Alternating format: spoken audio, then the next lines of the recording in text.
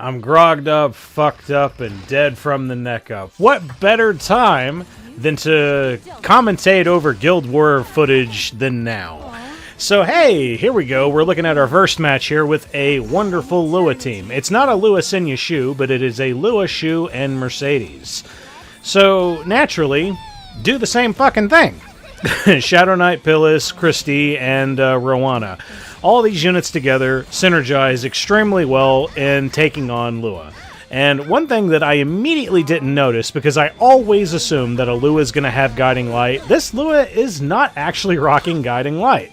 If anything, I didn't catch it at the start because I'm not going to lie to you, I'm a little drunk right now, but the Lua is probably rocking her own artifact, so it's probably Spatio-Temporal Fan, and if it is that, then that pretty much means that the Lua is free reign to go into at all times.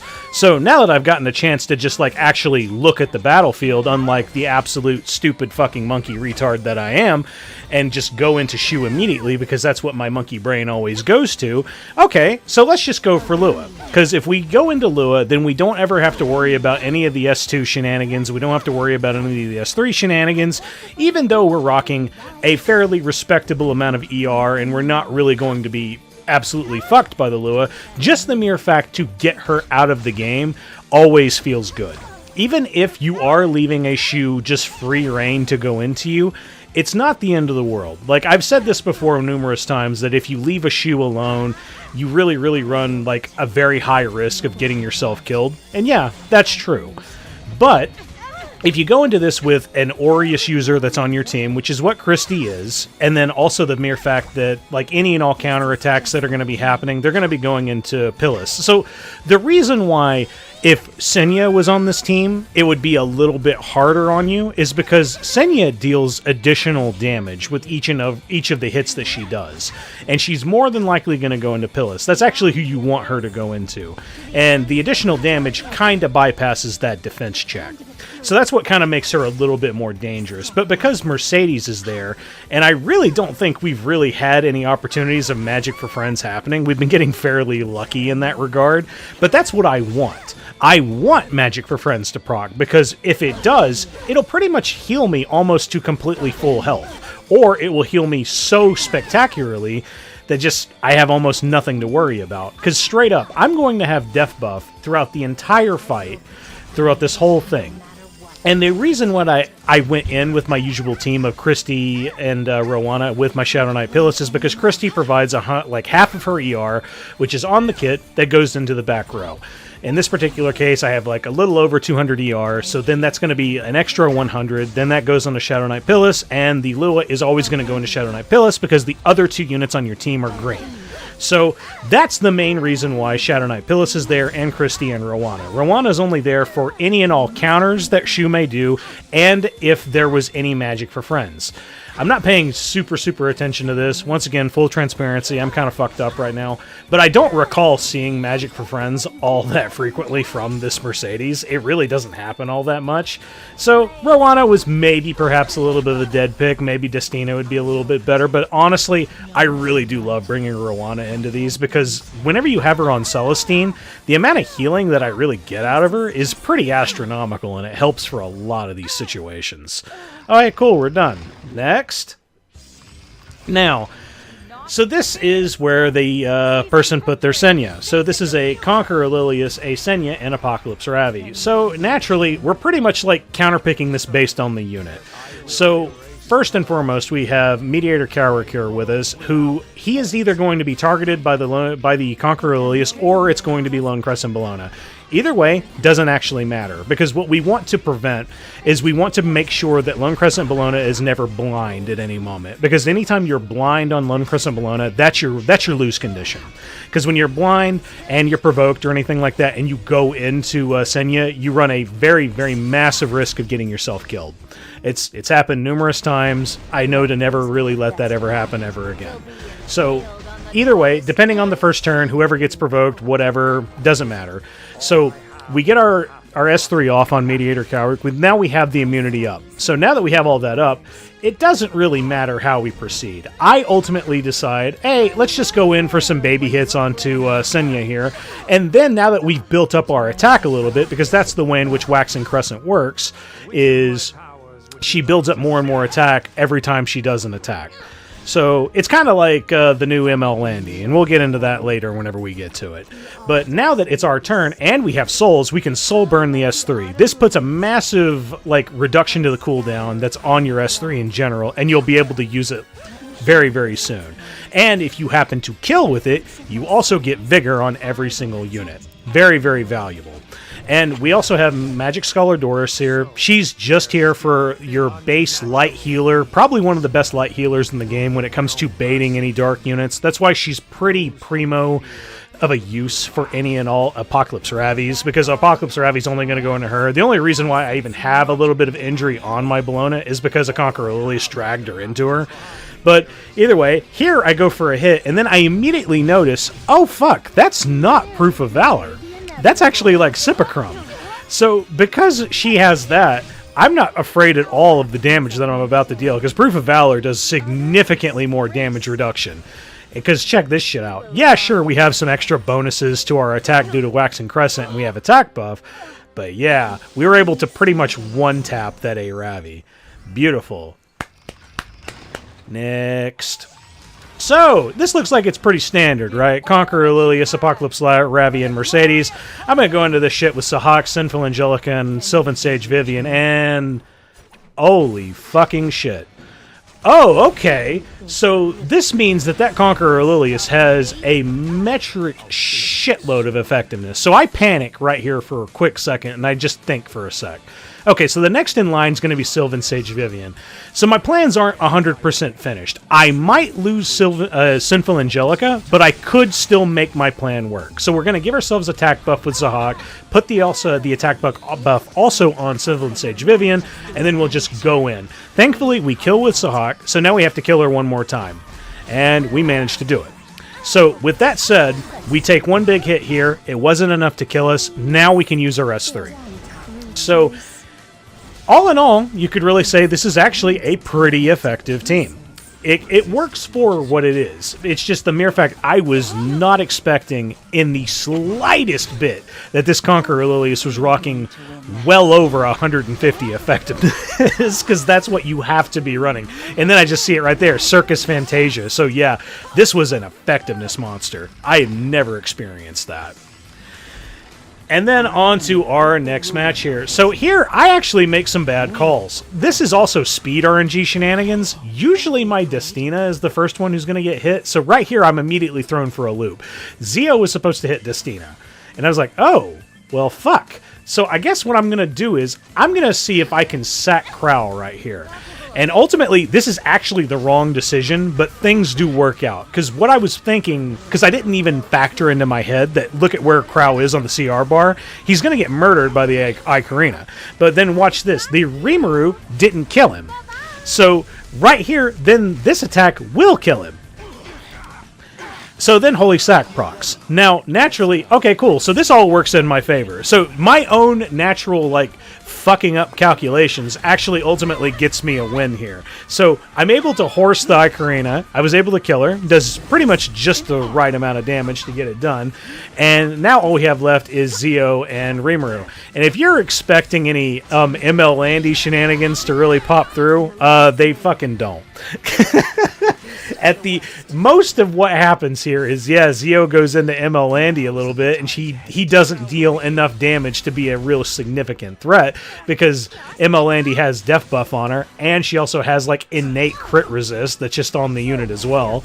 So kind of works out in that regard.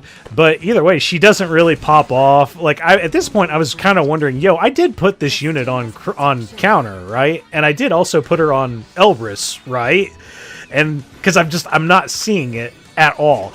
But ultimately, yeah, she is on counter and she is on Elric. You just almost never see it. This is the one thing that I knew was going to happen when I started using this character. Is oh, okay, so we're not going to actually get to see any of the real fun stuff that she does. Because I'm going to go ahead and spoil you now. We don't even see an ML Landy S3 in this fight. If anything, Krau just goes in and fucking annihilates the whole team. Thank God for non-crit, just base damage here that pierces defense, huh? Yeah, because that's pretty much what happens. Thanks, Krau. You're the best.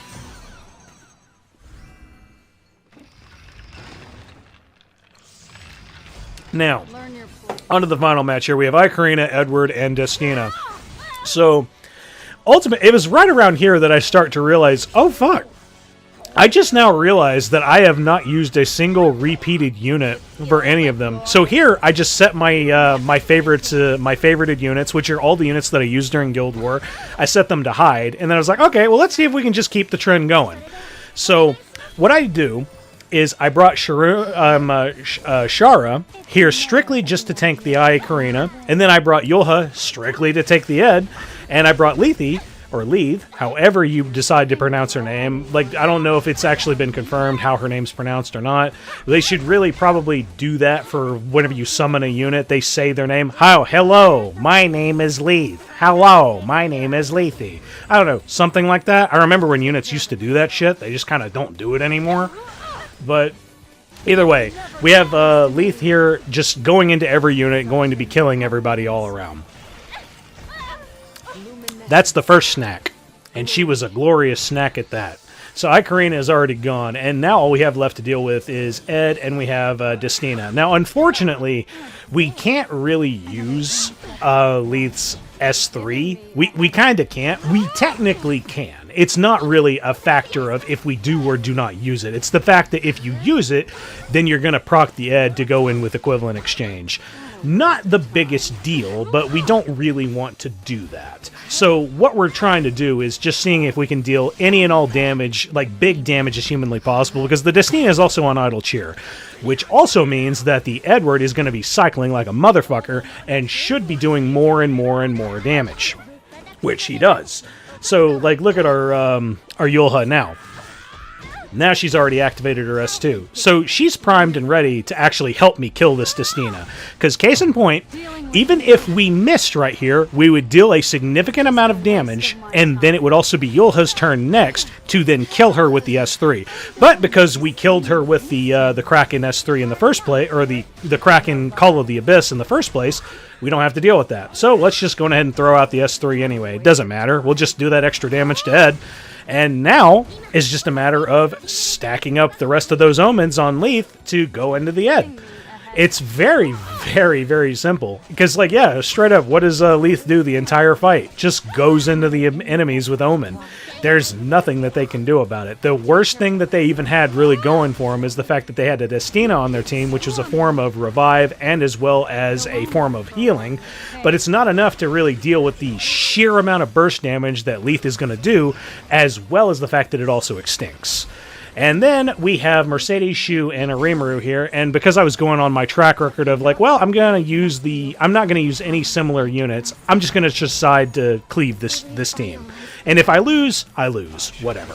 So I decided to bring Straze, Ahmed, and Briar with Iseria for numerous reasons. One, we brought Ahmed just to set up the Straze, or the Straze, so he can kill the Choux. If we didn't manage to crit the Choux because of Snow Crystal shenanigans, well, that's kind of GG. But either way, we also brought Iseria so that we could kill the Mercedes in one hit so we wouldn't have to kill her twice. And, of course, 15% procs right here at the end. Yay! I love that shit. I already have her on, like, numerous amounts of effectiveness, and you 15%ed fucking both of them. Wow! What a good game. But either way, it's Straze's turn now. S2 and Shazam. They are fucking dead. And with that being said, that is the Guild War. Fucking sweet, right? And with that being said, that is pretty much the Guild War. So, hey, lots of new things happened recently. ML Landy recently came out. Holy fucking shit, this unit is fucking crazy. Except, like, whenever I used her in the game, she didn't look that impressive. But yeah, ultimately, when it comes to ML Landy, the big thing that I've already noticed is if you have her on like a very synergistic team and you have a cleanser and you have any means of not being debuffed, because that's pretty much her biggest weakness. Because if you're ever fighting one, basically you either use ML Mercedes, or you use Archdemon Mercedes, Sealer, or anything like that, or you use anything that silences her, anything that provokes her, pretty much anything that can just kind of stop her in her tracks from using the S3. That S3 is absolutely fucking cracked, and if there's anything that you can do to stop it, well, you kind of stop ML Landy, and she's not a threat. Especially if you have Roana. If you have Roana on your team, and anything that also mitigates counterattacks, like Shadow Knight Pyllis, yeah, you already see where I'm going with this. And you pretty much have your answer to ML Landy. Yay! But hey, who cares? Fuck ML Landy. You know what, guys? I got a better thing to talk to you about. You know what? We haven't talked about this in a hot minute. So what if I were to tell you that Tomorrow's Teachings recently released a new video? It wasn't that long ago either. It was just a couple of days ago. And it was called, Evil Dad Throws Newborn Baby in Trash Can. You won't believe it! Now, I highly recommend this video. I will have it up there in the very top right for you to take a look at. In fact, you can look at it now. And I highly recommend you check this video. Now, you want to see audio balancing problems? Yo, we fucking got you covered, fam. You want to see, like, a David Lynch film in terms of this is the most confusing shit I've ever fucking seen? I got you, fam. You want to see something that straight up doesn't make any goddamn sense whatsoever in terms of story structure that makes you kind of look at the screen and go, yo, that writer's strike sure ain't going so good right now, is it? Yo, I got you, fam. It is quite possibly one of the most what the fuck videos I think I have ever fucking seen. Yeah, it was a good opportunity to talk about something that makes me laugh instead of talking about Epic 7, which makes me depressed. But hey, if you like this video, go ahead and leave a like. And if you want to see more of my content, please go ahead and hit subscribe. Later.